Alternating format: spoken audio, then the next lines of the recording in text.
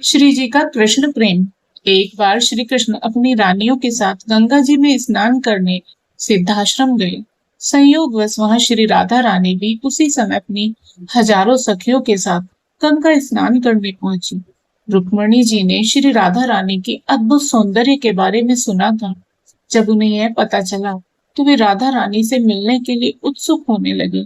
उन्होंने श्री राधा रानी को अपने परिसर में आमंत्रित किया, जिसे श्री राधा रानी ने स्वीकार कर लिया। जैसे ही श्री राधा रानी ने रुक्मणी जी के परिसर में प्रवेश किया, तो सभी रानियां उनके रूप माधुर्य तथा आभा को देखकर स्तब्ध रह गई। उन्होंने सहस्र ही राधा रानी तथा सखियों का स्वागत किया। तब रुक्मणी जी ने श्री राधा रानी से एक प्रश्न किया। सभी रानियां तथा गोपियां श्री कृष्ण को अपना प्रियतम मानकर प्रेम करती हैं। क्या तुम्हें उनसे ईर्ष्या नहीं होती? श्री राधा रानी मुस्कुराई तथा बड़ा ही सुंदर उत्तर दिया। चंद्रो यथेको भव्यश्चकोरा, सूर्य यथेको भव्यस्तरस्यसु। ओ श्री कृष्णा, चंद्रो भगवान स्थेको भक्ता भगिन्यो बहवो वयं च। लाडली जो बोली, मेरी प्यारी बहनों, चंद्रमा तो केवल एक ही है, परंतु चकोर तो बहुत हैं। कल्पना कीजिए, यदि एक चकोर चंद्रमा पर अपना अधिकार कर ले, तो बाकी सभी चकोर तो मर जाएंगे। इसी प्रकार सूर्य एक है, हम सभी उसी के प्रकाश से दृष्टि पाते हैं। यदि कोई एक सूर्य पर अधिकार कर ले, तो बाकी सब नेत्रहीन हो जाएंगे। सच कहूं तो श्री कृष्ण ही प्रेम तत्व है। यदि मैं उन पर अपना एकाधिकार कर लूंगी, तो अन्य जीव उनके प्रेम से वंचित रह जाएंगे। दूसरी बात यह है कि मेरे श्याम सुंदर अन्य जीवों से प्रेम करके सुख प्राप्त करते, तो मुझे कोई आपत्ति क्यों होगी? इन उदाहरणों से अब आप यह समझ गए होंगे कि माई का प्रेम की तुलना श्री राधा रानी व गोपियों के प्रेम से नहीं की जा सकती।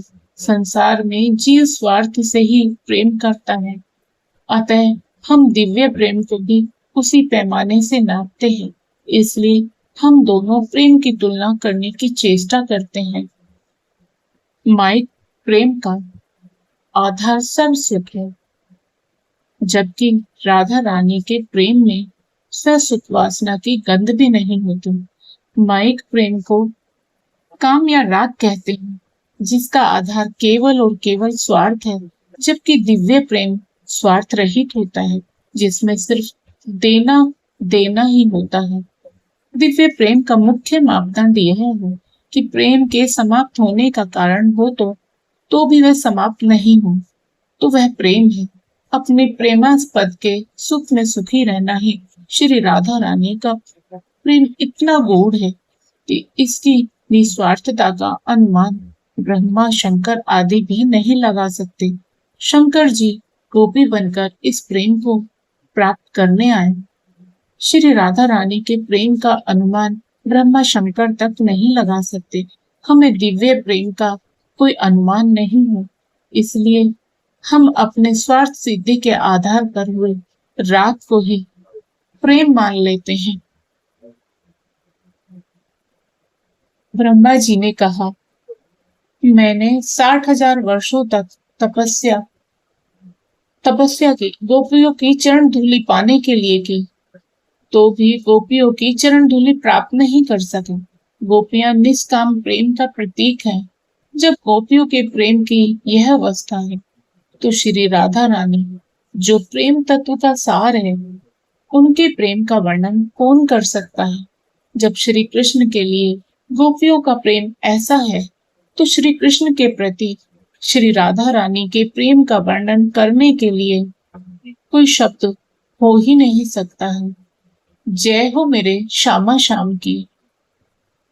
आपको यह कहानी पसंद आई हो तो वीडियो को लाइक करें, शेयर करें और साथ ही हमारे चैनल को सब्सक्राइब करें।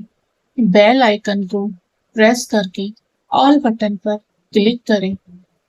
जय श्री राधे श्याम।